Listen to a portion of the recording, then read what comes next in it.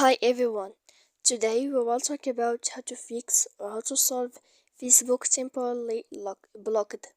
To know how to fix or how to solve Facebook temporarily blocked problem, you should just go to settings like this. We will click. After that, in this page, you will go to apps, default apps, app settings. When you will see this list, you will go down to find the application of Facebook here, and you will enter. Then in this page you will go to click force stop. When you will end this, you will enter to storage, and then in this page you will click clear cache. After that you will go to click clear data and you will click OK here. Then you can turn off your phone. So please don't forget to support us by like and subscribe. See you next time in another video.